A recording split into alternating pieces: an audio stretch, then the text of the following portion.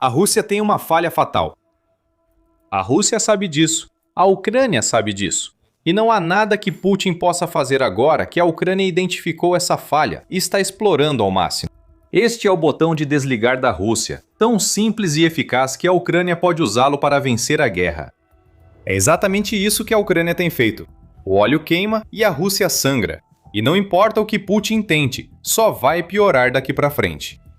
Vamos levá-lo até Krai de Krasnodar, na costa do Mar Negro da Rússia. Krai de Krasnodar, frequentemente alvo por sua proximidade com a Ucrânia, também possui o terminal de petróleo de Tuapsa. Esse terminal é um dos principais centros de exportação da Rússia, usado por navios petroleiros da Frota Fantasma para abastecimento e exportação de petróleo para diversos países. No auge, Tuapsa processa até 12 milhões de toneladas por ano, com sua infraestrutura de terminal e refinaria integrada ao complexo. Mas Tuapsa está longe do seu auge agora. A Ucrânia fez isso ao explorar uma falha crítica nas defesas russas para atacar Tuapsa várias vezes. Em 1º de maio, drones ucranianos invadiram o espaço aéreo sobre o terminal de Tuapsa. Depois de viajar centenas de quilômetros para chegar lá, esses drones não estavam em uma viagem turística, eles vieram para destruir. E foi exatamente isso que fizeram ao se chocarem contra o terminal. Relataram incêndios de grandes proporções, fumaça preta e tóxica subiu aos céus, e segundo o Guardian, petróleo russo vazou das instalações de armazenamento. Mas não foi um ataque isolado. Francamente, a Rússia já deveria estar acostumada com o que a Ucrânia estava fazendo, já que o ataque de 1º de maio foi o 4º ataque separado em um bombardeio de 16 dias contra esse terminal em particular. O Kiev Independente diz que os ataques repetidos causaram incêndios de vários dias, pois a Ucrânia achou o ponto fraco e segue pressionando. As operações da refinaria pararam e as exportações de petróleo russas não chegam ao Mar Negro. Mas o verdadeiro problema para Putin é outro. As defesas aéreas russas não conseguiram impedir nenhum desses ataques ucranianos. Por quê? A resposta está em uma grave falha na defesa aérea da Rússia, que analisaremos em breve. Isso mostra que os múltiplos ataques ucranianos contra Tuapsa estão longe de ser um caso isolado. Se o petróleo russo é o botão de desligamento, a Ucrânia está tentando tirar o máximo possível dele de operação. Em abril, a Ucrânia atacou 14 refinarias e polos petrolíferos importantes por toda a Rússia, informou o Kiev Post em 4 de maio. Da República do Bashkortostan, onde uma refinaria a 1.400 quilômetros da Ucrânia foi atingida, até o Mar Báltico. Os centros portuários de petróleo em Ust-Luga e Primorsk sofreram ataques repetidos. Drones ucranianos voam alto, atacam com força e superam as defesas aéreas russas. Em abril, a Ucrânia realizou o maior número de ataques a instalações petrolíferas em 4 meses, segundo a Bloomberg, em uma campanha coordenada. A Ucrânia age com um propósito. Para o país, Tuapsa e outras refinarias e terminais russos de petróleo são essenciais para vencer a guerra. Uma mudança total no rumo da guerra na Ucrânia está sendo construída com base em ataques como esses, e há uma lógica clara por trás de tudo que a Ucrânia está fazendo. O interruptor de desligamento foi encontrado, e isso importa. Recentemente, a Ucrânia realizou ataques isolados a refinarias e terminais de petróleo russos. Os ataques foram eficazes, danificando equipamentos e provocando incêndios. No entanto, a Ucrânia rapidamente descobriu que ataques isolados não eram suficientes para destruir instalações inteiras. Não poderiam ser. A infraestrutura de petróleo da Rússia é imensa e exigiria muitos mísseis poderosos para destruí-la de uma vez. A Ucrânia não tinha mísseis que pudesse lançar em grandes quantidades, mas o que ela tem é a capacidade de lançar grande número de drones, repetidamente em vários ataques, que destroem a infraestrutura de petróleo da Rússia, pedaço por pedaço, queimando uma parte de cada vez. Já observamos sinais dessa estratégia se destacando em 2025. De acordo com o Moscow Times, a Ucrânia realizou 120 ataques a instalações energéticas russas, sendo que refinarias de petróleo foram alvo de 81 desses ataques. A Rússia perdeu cerca de 13 bilhões de dólares em receitas de petróleo devido à nova estratégia da Ucrânia, que atacava uma instalação petrolífera e aguardava semanas ou meses antes de repetir o ataque. A ideia de apertar repetidamente o botão de desligamento começava a ganhar forma. Sempre que a Rússia terminava os reparos, novos drones ucranianos eram enviados. Porém, a repetição não era veloz o bastante. Isso mudou em 2026. Tuapsa ser atingida 4 vezes em 16 dias é uma estatística absurda, mas faz todo sentido, como diz o diretor executivo do Centro Ucraniano de Segurança e Cooperação, Dmytro Zhmailo. Sobre Tuapsa, J. Mailo diz: "Por que o local foi atingido de novo? Porque não foi totalmente destruído. Isso, em resumo, é o cerne da atual campanha da Ucrânia. Ao invés de tentar destruir de uma vez as instalações de petróleo da Rússia, o que é impossível mesmo com ataques precisos, a Ucrânia opta por degradar gradualmente a produção até chegar a zero. O acionamento repetido do botão de desligar traz um benefício extra: o medo gerado. Imagine trabalhar em uma refinaria ou terminal de petróleo alvo dos ataques da Ucrânia. Você acabou de ser forçado a ficar afastado por vários dias, enquanto o incêndio é controlado. Poucos dias após o último ataque de drone, ocorre outro, e depois mais um, e assim por diante. Logo, você começa a questionar se vale a pena ir trabalhar. Agora pode ser o petróleo que está queimando, mas se não for o seu dia de sorte, pode ser você que vai virar cinzas no próximo ataque de drone. Essa pressão psicológica pode prejudicar a indústria petrolífera russa, tanto quanto os ataques. Isso nos leva diretamente ao motivo pelo qual a Ucrânia identificou a infraestrutura petrolífera da Rússia como o fator que pode decidir a guerra. Existem dois motivos: dinheiro e tropas na linha de frente. O último é o mais fácil de explicar. Parte do petróleo refinado em Tuapse vai para soldados russos na linha de frente na Ucrânia.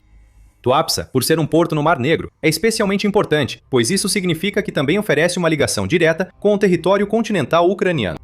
Cada vez que desativa algumas instalações petrolíferas da Rússia, a Ucrânia interrompe o fluxo de gasolina, diesel, combustível de aviação e outros produtos derivados do petróleo para os peões de Putin na linha de frente. Observamos os efeitos na Ucrânia.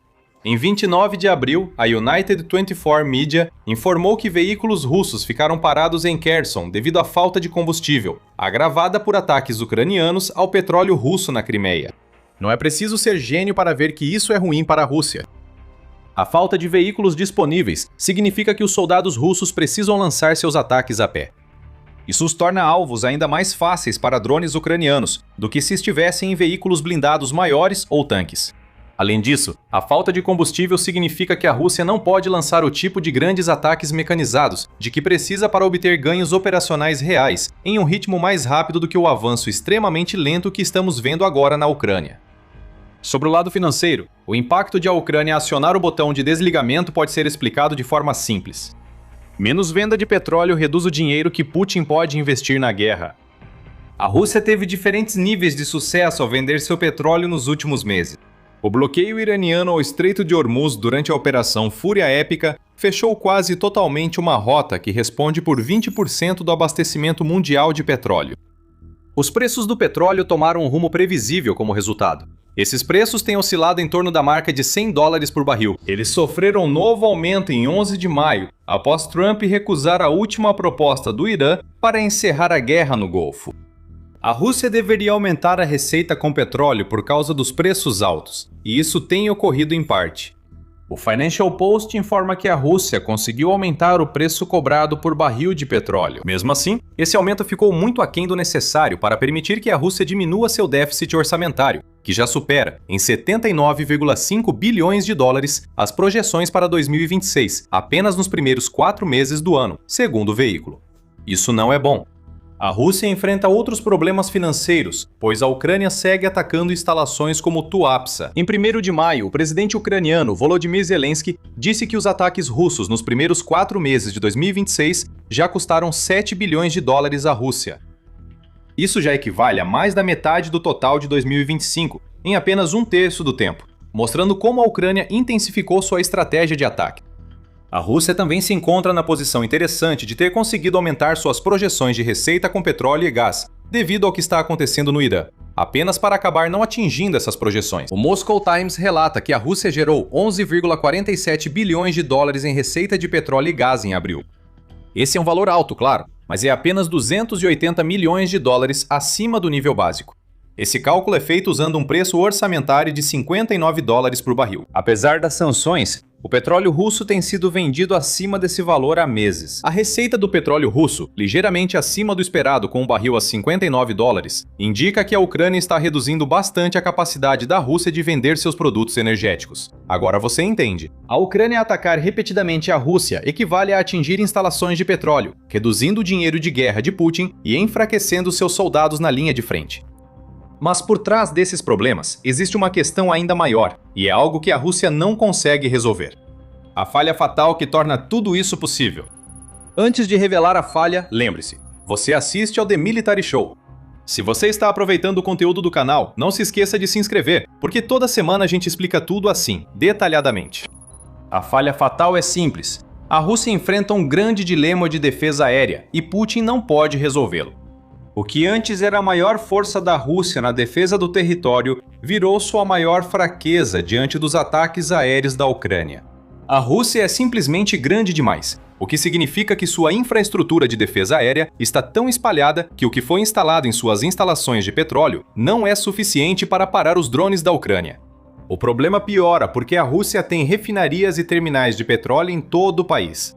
Então vamos supor que a Rússia mova suas defesas aéreas para Tuapsa, para se proteger dos ataques repetidos da Ucrânia. Tudo bem, a Ucrânia simplesmente escolherá outro alvo e vai atacá-lo até que a Rússia seja forçada a mover suas defesas novamente.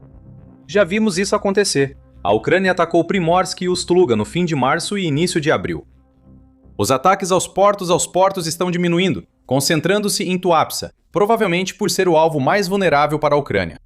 Esse dilema vem não só do tamanho da Rússia, mas também do funcionamento do seu sistema de defesa aérea. As defesas aéreas da Rússia são projetadas de forma a operar em camadas para lidar com a defesa aérea. Sistemas de longo, médio e curto alcance operam juntos na mesma área, formando uma densa proteção que eleva as chances de interceptação. Defesas aéreas em camadas fazem sentido. O problema é que essa sobreposição é difícil de manter num território tão vasto como o da Rússia. Alguns afirmam ser impossível, pois a Rússia precisaria de dezenas de milhares de sistemas de defesa aérea para proteger adequadamente suas instalações petrolíferas e militares. A Rússia não possui sistemas de defesa aérea suficientes, nem os radares e outros equipamentos necessários para torná-los eficazes. Então, o que ela tem em vez disso? Defesas em camadas que são concentradas ao redor do que a Rússia acha que pode ser o próximo alvo que a Ucrânia tentará atingir. Basta a Ucrânia acertar mais um alvo para colocar a Rússia em um dilema. Ela mantém as camadas em outros locais ou dispersa as defesas aéreas para ampliar a cobertura, abrindo mão da proteção densa realmente eficaz? Escolher a segunda opção expõe totalmente os alvos, tornando os drones da Ucrânia imparáveis. Já a primeira oferece alguma proteção para mais alvos, mas ela é muito mais fraca que o normal. Entre a cruz e a espada. Putin está preso de qualquer jeito. A Ucrânia tem aproveitado esse problema com seus ataques a instalações de petróleo, em especial porque ataques contra instalações petrolíferas trazem mais resultado pelo custo dos drones. Se a Ucrânia enviar 10 drones para Tuapsa e só 2 passarem, eles ainda podem atingir instalações de petróleo e causar incêndios. Essas chamas podem se espalhar e queimar mais do que a Ucrânia atingiu com drones. Incêndios e explosões secundárias cumprem o papel que drones ucranianos que erram o alvo não conseguem. A Rússia não se ajuda ao seguir as ordens malucas de Putin. Antes do desfile do Dia da Vitória em 9 de maio, Putin mandou reforçar os cinturões de defesa aérea em torno de Moscou. Segundo Zelensky, conforme a United 24, a Rússia precisou reforçar essas defesas, retirando sistemas de defesa aérea de outras regiões para proteger Moscou. Essencialmente, Putin está garantindo que ele esteja protegido contra drones, mas está deixando ainda mais da Rússia queimar para assegurar essa proteção. Além disso, a Rússia reconhece sua falha fatal e ainda piora ao usar sistemas de defesa aérea inadequados nos locais errados. De acordo com Justin Bronk, que é pesquisador sênior no Royal United Services Institute, ou Instituto Real de Serviços Unidos, um think tank britânico, a Rússia tem usado mais sistemas de mísseis superficiar de médio e longo alcance contra drones ucranianos, apoiados por helicópteros para interceptação direta. Segundo Bronk, a Rússia deveria usar sistemas Pantsir, que teriam mais chances do que as defesas aéreas atuais. Isso pode ajudar a explicar por que a Ucrânia continua a penetrar as defesas ao redor de instalações como Tuapsa, diz Bronk, com a implicação de que a Ucrânia consegue realizar ataques repetidos, porque as defesas em Tuapsa não foram construídas para lidar com o que a Ucrânia está enviando. Falando no Centro de Estudos, o Centro de Estudos também fez uma previsão interessante em setembro de 2025. O Dr. Jack Watling afirmou em setembro que a Rússia poderia ficar quase sem mísseis de defesa aérea até fevereiro, abrindo uma oportunidade para a Ucrânia destruir mais alvos em território russo. No fim de abril, o Business Insider relatou que a Rússia enfrentava a escassez de mísseis de defesa aérea, agravada pelos ataques de drones da Ucrânia. Ainda mais mísseis da Rússia precisam ser usados para ter alguma chance de derrubar os veículos aéreos não tripulados da Ucrânia. Watling estava certo. Não por acaso, a Ucrânia atacou várias vezes os portos do Báltico da Rússia em março e também Tuapsa em uma ofensiva de 16 dias. A Rússia protege essas instalações com defesas aéreas sobrecarregadas, que dependem de mísseis já esgotados em seus estoques. A Rússia não tem só uma falha fatal, mas várias, todas ligadas ao mau estado de suas defesas aéreas. A Rússia é grande demais para instalar defesas em camadas em todos os seus locais militares e energéticos. As defesas russas estão tão sobrecarregadas que usam sistemas inadequados contra drones ucranianos. E esses sistemas se tornam menos eficazes devido à escassez de mísseis, que está realmente começando a pesar à medida que a Ucrânia aumenta o volume, a profundidade e a potência de seus ataques aéreos. E tudo tende a piorar. Os problemas da defesa aérea russa são em parte auto-infligidos. Não podemos ignorar o impacto da campanha coordenada da Ucrânia contra essas defesas, nas regiões ocupadas e na própria Rússia. De acordo com o Kiev Independente, a Ucrânia realizou 492 ataques contra a infraestrutura de defesa aérea russa entre junho de 2025 e o início de março de 2026.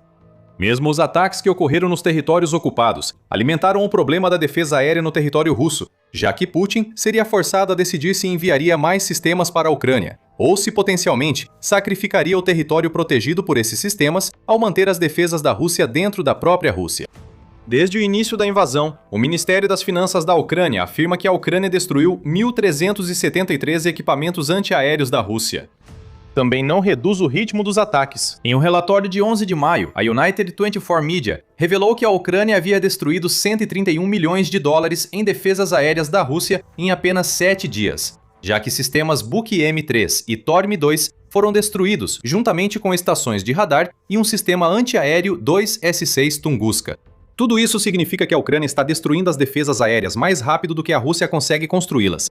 Acho que essa é uma forma de lidar com a falta de mísseis. Deixar a Ucrânia destruir tantos sistemas que você acaba tendo mísseis suficientes para as defesas aéreas restantes, resolvendo o problema. Sarcasmo à parte, a Ucrânia explora a falha fatal da Rússia. As perdas econômicas e materiais que resultam dessa pressão estão agravando uma situação no campo de batalha que definitivamente não está favorecendo a Rússia. E sobre Tuapsa, uma de duas coisas acontecerá. Ou a Rússia não consegue defender e lá voltará a pegar fogo, ou instala defesas e os drones da Ucrânia passam a atacar repetidamente outra refinaria ou terminal. O ponto fraco foi descoberto, e Putin não pode impedir que a Ucrânia o use quantas vezes quiser. Estamos presenciando uma nova fase da guerra na Ucrânia, com a mudança no rumo da guerra e a infraestrutura petrolífera da Rússia em chamas. Não importa para onde você olhe na Rússia, a Ucrânia está desencadeando uma tempestade de fogo que não pode ser parada. Cobrimos vários ataques em abril ligados à nova estratégia da Ucrânia. Saiba mais assistindo ao nosso vídeo. Se gostou do vídeo, inscreva-se para acompanhar nossas análises sobre os últimos desdobramentos da guerra na Ucrânia. Obrigado por assistir.